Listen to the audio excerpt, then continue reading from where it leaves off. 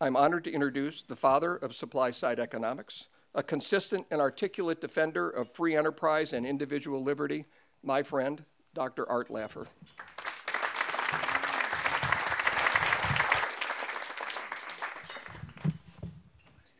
What's it like following that? My goodness. I give up. He's the speaker. I'm going to quit. You know, I'm not going to spend a lot of time with you on the book here. I mean, the history of California it goes from Karl Marx to Adam Smith and back again. It's done it a number of times. There are some other states that do that as well. Wisconsin's a classic state that goes back and forth. If you look at the period pre-Proposition 13, we were one of the most overregulated, highest tax states in the nation.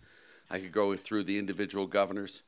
In this book, I do go through each of the administrations very carefully and what they did and what happened. I started off in California. I guess I've been working with every governor, or at least interacting with every governor from Pat Brown. In fact, when I was doing all the stuff with Prop 13 with Paul Gann and Howard Jarvis, Pat Brown, on commenting on me, said, Art Laffer supports Prop 13. If I were a communist, I'd support Prop 13. I never understood the logic of it, but I don't think it was meant as a compliment to me. And then, of course, after Edmund G. Pat Brown, you remember who came as governor? Hope he's still my heart. Oh, he's still Ronald Reagan. Then after that, Jerry Brown. If you look at what's happened in California, the story is really clear. You can do it with property values. You can do it with home building. I mean, California is a state that lives on construction, on homes, on people's lives. If you look at what happened after Proposition 13, and I want to go through it with you just a little bit, because it's sort of shocking, and some of the proposals here are really geared according to Proposition 13, because at that time we had a governor, a guy named Jerry Brown. Any of you have heard of him? I mean, it's amazing if you go back. Every 400 years there's another Jerry Brown. Just teasing. Just before Prop 13 passed. Now, if you remember, this was the proposition that restricted taxes on property values to be no more than 1% of market value, and they couldn't rise by more than 2% per year once you owned it unless you had a transfer. About 2 weeks before Proposition 13 passed, Jerry Brown required the assessor's office to issue all the property assessments here in the state of California so that people would know what their property taxes were going to be. And of course, that was shocking to most people when they realized what their property taxes were going to be. I think it gave us 4 percentage points in the vote. A week before Prop 13 passed, Jerry Brown discovered amongst all the accounts in the state government about $4 billion that no one knew was there, an extra part of the surplus, which took away a lot of the sting of the anti-Prop 13 campaign, which was you're going to lose your fire, your police, your libraries are going to close, you know, all of this is going to happen. It's the end. I got a letter. I got a letter from John Kenneth Galbraith. Any of you remember him? From Harvard, liberal economist, about 6'9". We used to refer to him as a wind instrument. But he sent me a little letter, and he sent me a little gift, a little toy fire engine. And he said, Arthur, maybe you can give this to the people of California to replace all the real fire engines you're taking away from them. You know, it was a tough time. It was a heavy political period. I think Prop 13 passed with 64% of the vote almost, something like that. It was a landslide victory. Not one major political figure supported us.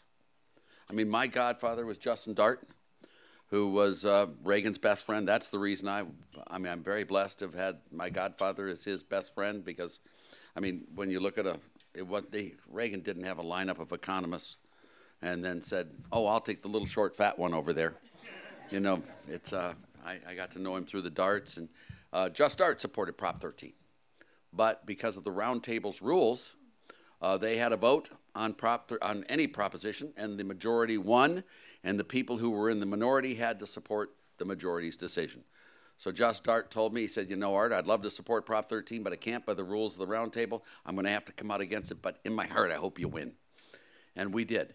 If you look at what happened to California, Prop 13 passed in June of 1978. Shortly thereafter, we indexed the personal income tax. We got the GAN spending limits. We eliminated the inheritance tax. California's tax rates relative to the rest of the nation dropped from way, way, way above them to way below. California had a growth spurt for a decade plus that's unparalleled in the history of the United States. You come to the end of the 90s, to the beginning of the 90s, we had then something called Prop 98. You all know that, which is the school proposition that requires a certain percentage of all revenues to be used for education. After that, we had Prop 111. Then we had the large tax increases after Prop 111. I mean, if you follow California's history, it is just amazing how sensitive California is to good economics. And I hope I'm not going way over your heads on this. I mean, I hope I'm not. If you tax people who work and you pay people who don't work, do I need to say the next sentence to you?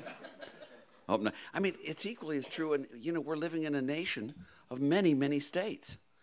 People have choices. They can move their facilities to Texas.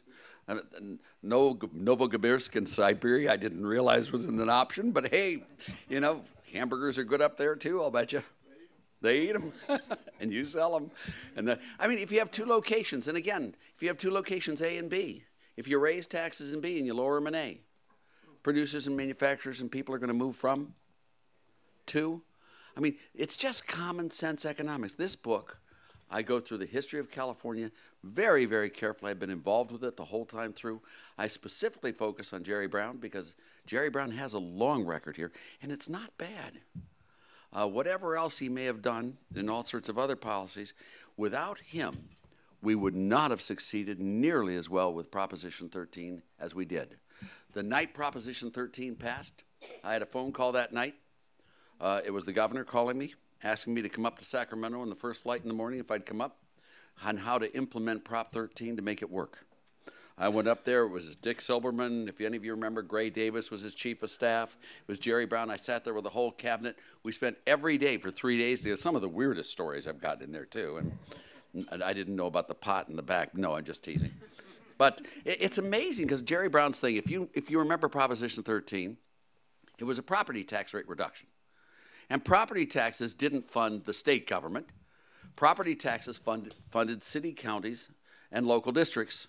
They didn't fund the state. So the state didn't have any impact by having property tax rates reduced, but cities, counties, and local districts did. So Jerry Brown tried to figure out how best to ameliorate the impact on cities, counties, and local districts. What he did was he put through a $5 billion subvention program where they transferred state revenues to the cities, counties, and local districts to make sure that they could continue on and to make sure they could provide the public service they did. I mean, it was the right thing to do. It's amazing during that period. What I've also done in this book is I've gone through all the data I can on all the states. We have 50 states, 60 years worth of records. It's incredible. All the things, anything that could be tried has been tried. States generally don't look at other states. For example, what they do is they look at their own very recent history at most and then sort of guess. But this has all of the compilation of the data from all the states, looking at what happens to states when they introduce an income tax. I mean, there are 11 states in the last 50 years in the United States that have introduced a progressive income tax. It starts with Maine did. The most recent one is Connecticut. You have New Jersey. You have West Virginia was the most distant. You have Ohio, Illinois, Indiana, Pennsylvania, Wisconsin, Michigan. All these states have introduced a progressive income tax in the last 50 years. What happened? I mean, that's a real serious question. If you look at all of these states, and each and every one of them, what I did was I took their performance 5 years before they introduced the income tax and what their performance is now. I took the percentage of U.S. gross state product in the 5 years before they introduced the income tax, percentage of total U.S. population, employment, all the major metrics you can think of, and then what those major metrics are today. If you look at all of these 11 states, not one single one of those states increased its share of gross state product or population. Every single one of them declined. And a couple of them declined by a lot. I mean, if you look at Michigan, it went from 5.2% of the nation's gross state product to today it's 2.8%. Our home state, Andy, of Ohio, I went back to Cleveland to see all of my relatives. I was born in Cleveland. Well, I was born in Youngstown. My mom and dad were born in Cleveland. My grandparents, all four of them, were born in Cleveland. 7 out of 8 of my great-grandparents were born in Cleveland. We're a Cleveland family. I went back there and I looked at the cemetery, went and visited all my old relatives and stuff, and then drove around Cleveland. It's a hollowed-out ghetto. It's a catastrophe. I mean, you look at West Virginia. West Virginia has always been dirt poor. You can't make them any poorer. Oh, yes, you can. And they did. In 1965, New Jersey. Now, think of this now. You got to help me on this one. 1965, New Jersey had neither an income tax nor a sales tax. It didn't have either one of them, okay?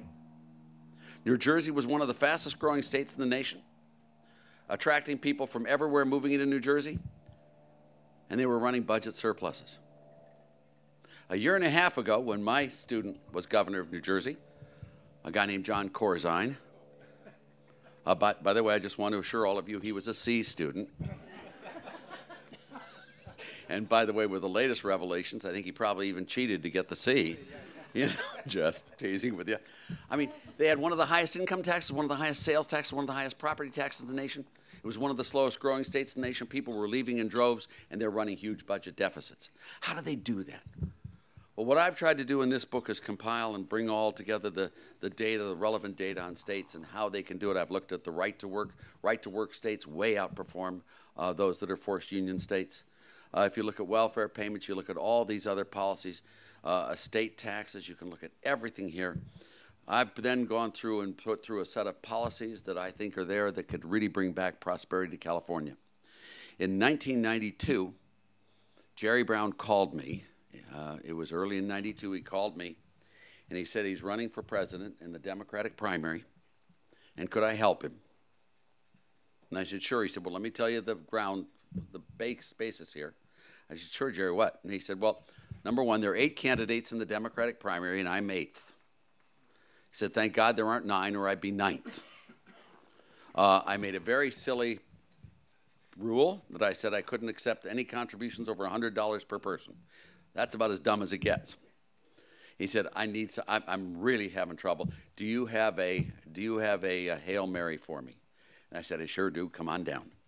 And he came down and spent 3 days with me, and I went back to a paper I'd written back in 1982 called The Complete Flat Tax, which was used as part of the basis for Kemp-Kasten, if any of you remember that, or Bradley Gephardt, which then became the Tax Act, the 86 Tax Act, if any of you remember that. And what I did with Jerry, and let me just go through it. At that time, this proposal was to eliminate all federal taxes, every single one, well, with one exception. We did not eliminate sin taxes because their purpose is not so much to raise revenues as it is to change behavior. You with me on that? I guess we Americans don't like drunk people smoking while they shoot each other. Just teasing. But sin taxes are a real small sliver of taxes. We got rid of all other taxes. We got rid of the personal income tax. Got rid of the corporate tax. Got rid of all payroll taxes, both employer and employee, all your FICA, all the Social Security, all the Medicare and Medicaid taxes. Got rid of the capital gains tax. Got rid of the estate tax. Got rid of all excise taxes. Got rid of every federal tax except for the sin taxes, which in today's economy would be about $2.5 trillion worth of federal taxes. You all with me? And in their stead had 2 flat rate taxes. One a flat rate tax on business net sales, and one a flat rate tax on personal unadjusted gross income. No deductions, no exclusions, nothing. Bam. At that time, if you wanted to statically match all revenues from the federal government with these 2 flat taxes, you could have done it with a tax rate of 11.8%. Now, Jerry Brown wanted to have a little higher because he wanted to reduce the deficit a little bit, but he also wanted to spend a little bit more. So if any of you remember, it was his 13% flat tax. Do any of you remember that back in 92? He went from 8th in the race to 2nd in the race. I mean, he was catching up on Clinton. This is in the Democratic primaries running on a flat tax. Coming into the New York primary, we were catching up on Clinton. Clinton was coming down. We were coming up. It was 3 weeks out of the New York primary when Jerry Brown announces his choice for vice president as Jesse Jackson. Needless to say, we didn't do very well after that. But, I mean, when you look at this, I did the state one. I did the exact same thing for state and local taxes as I did with Jerry there. got rid of all state and local taxes, got rid of the property tax, got rid of the sales tax, got rid of all income taxes, both corporate and personal, got rid of all payroll taxes, got rid of all state taxes. Do you know how many there are in California? I stopped counting at 170. And most of these taxes don't raise enough revenues to even cover the costs of collection. Got rid of all of these taxes. In their stead, have 2 flat rate taxes here in California that was statically revenue neutral. If you did that, you could do it with a tax rate of less than 6%. Can any of you imagine what would happen to California with a 6% flat tax on business net sales and on personal unadjusted gross income? I mean, if you earned $100, the company would send you $94 and send $6 in there to Sacramento. Now, you don't even have to report. You don't even have to file. I mean, look, if you mow your neighbor's lawn, you do have to send 60 cents in if you do it for $10. That you do. But it simplifies the system. It gets rid of volatility. Gray Davis, another good guy. He is a good guy. I've known Gray when he was chief of staff before he's married. He and I used to go out together with his bride-to-be, and he's just a heck of a great guy. Gray Davis sitting there one day when we have the energy crisis in California. Any of you remember that? Instead of doing what was right, which was allowing energy prices to rise so people consume less of it, instead of doing that, he had a $5 billion surplus, so he thought he'd buy a few votes and subsidize energy consumers so they didn't have to pay more in energy. And of course, he had a $5 billion surplus. 6 months later, he had a $15 billion deficit. Not because of his policy, but because in California at that time, in 2001, 25% of the general fund revenues, 25%, a full 1/4 of the general fund revenues came from 2 taxes. They came from the tax on exercise stock options and the tax on realized capital gains. 25%. Guess what happened to it the next year when the market crashed? It was gone. Gray Davis didn't have a clue as to what hit him. We have these huge volatile swings in revenues. In good times, they spend like drunken sailors. In bad times, they try to raise any tax they can find to increase revenues. This tax would get rid of all of that. That is the sine qua non for all taxes. What I'd also suggest for California, you should be a right-to-work state. I don't know of anyone who would disagree in principle that if a person wants to join a union, they should be allowed to join a union. Does anyone disagree with that? I mean, you should have free choice if you want to join a union. But if you don't want to join a union, you should also have free choice not to be forced to join a union. If you look at the performance of right-to-work states versus non-right-to-work states, it's incredible how right-to-work states outperform non-right-to-work states. Education. And I'll stop with education. It's amazing. In California, classroom teachers are the highest paid classroom teachers in America. Number 1. In fact, the year I looked at it, they made $400 a month more than the next highest, which was New Jersey. Okay? Classroom teachers. All right? If you look at the performance of California students, as reported by the Department of Education, they look at 4th graders and 8th graders, and they use math tests and English tests uniform across the nation. California students came in 2nd from the bottom, which really irritated me. If we pay those teachers that much money, for God's sakes, we should at least be able to beat Louisiana and have the lowest grade scores in the nation. Just joking. We need reforms. This book goes through all the data, tries to make a set of policies to really bring prosperity back into California. And thank you all for being here. And PRI, thank you for letting me do this. This is a dream project for me. And Andy, thank you. It's just been loads and loads of fun. Thank you.